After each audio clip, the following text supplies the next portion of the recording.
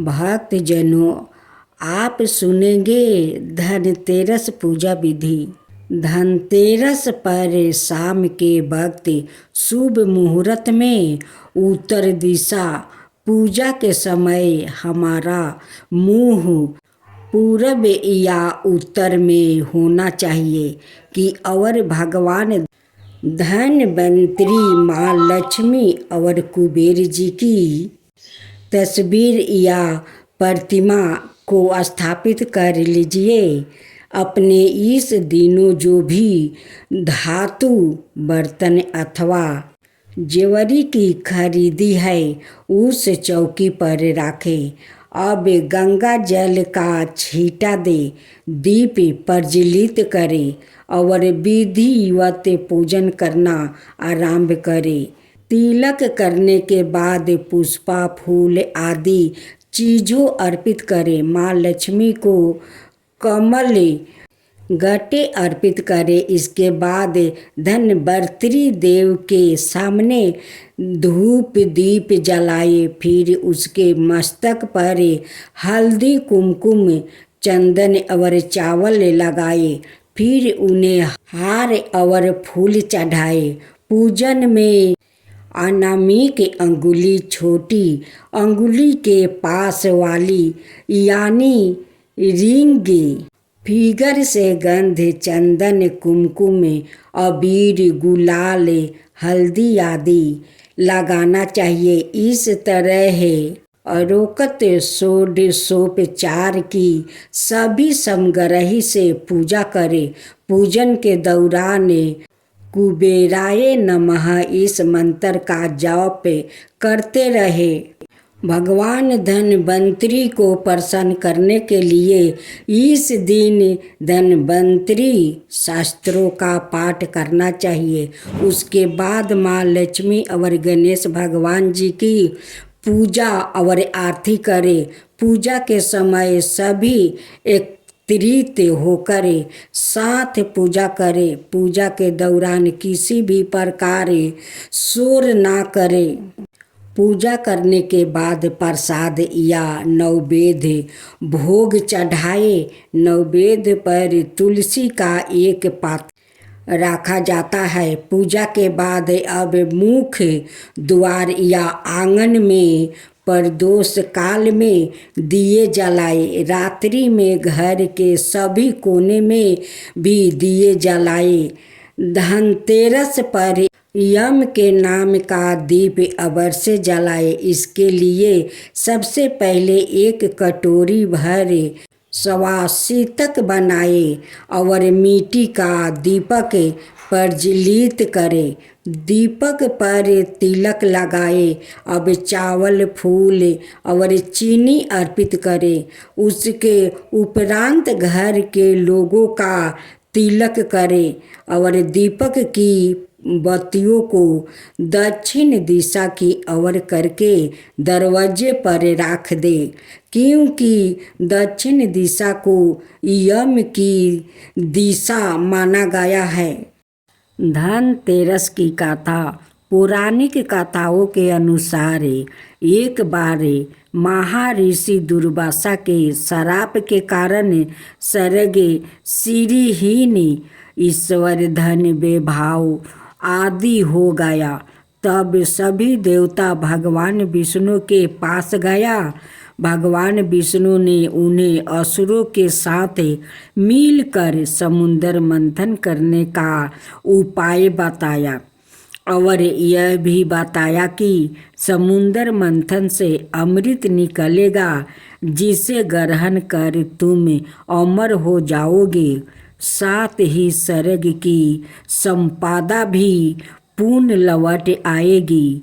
यह बात जब देवताओं ने असुरों के राजा बलि को बताई तो वो भी समुद्र मंथन के लिए तैयार हो गया।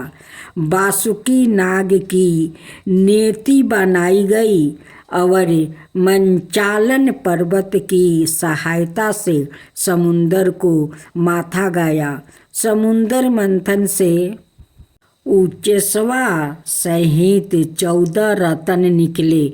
भगवान धन्वंतरि के साथ में अमृत कलश देखकर देवता और असुरों में लड़ाई शुरू हो गई। तब भगवान विष्णु ने मोहिनी अवतार लेकर छल से देवताओं को अमृत पिला दिया और असुरों उसे वंचित रह गया। शास्त्रों के अनुसार इसी दिन भगवान धन्वंतरि का जन्म हुआ था, इसलिए इसे धनतेरस त्योहार के रूप में मनाया जाता है, क्योंकि इस दिन भगवान धन्वंतरि अमृत से भरा सोना का कलश लेकर प्रकट हुए थे। इसलिए इस दिन बर्तन खरीदने की परंपरा शुरू हुआ। हिंदू शास्त्रों के अनुसार भगवान धन्वंतरि देवताओं के वेद माने जाते हैं। इनकी भक्ति करने से आप सदाए निरोगी रहते हैं। मानता है कि भगवान धन्वंतरि विष्णु के अंश अवतार है। साथ ही ऐसा भी माना जाता है कि संसार में चिकित्सा विज्ञान के विस्तार और प्रसार के लिए ही भगवान विष्णु ने धन्वंतरि का अवतार लिया था। सवारी मूषक की कथा। बहुत समय की बात है, एक बहुत ही भयंकर असुर का राजा था, गजमुख। वो बहुत ही शक्तिशाली बनना और धन चाहता था। वो साथ ही सभी देवी देवताओं को अपने वश में करना चाहता था। इसलिए हमेशा भगवान शिव से वरदान के लिए तपस्या करता था। शिव जी से वरदान पाने के लिए वो अपना राज्य छोड़कर जंगल में जाकर रहने लगा और शिव जी से वरदान प्राप्ति करने के लिए बिना पानी पिए भोजन खाए रात दिन तपस्या करने लगा। कुछ साल बीत गया। शिव जी उसके अपार तप को देखकर प्रभावित हो गया और शिव जी उसके सामने प्रकट हुए।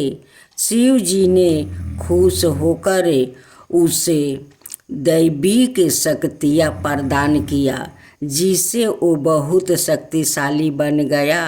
सबसे बड़ी ताकत जो शिव जी ने उसे वरदान किया वो यह था कि उसे किसी भी शस्त्र से नहीं मारा जा सकता था।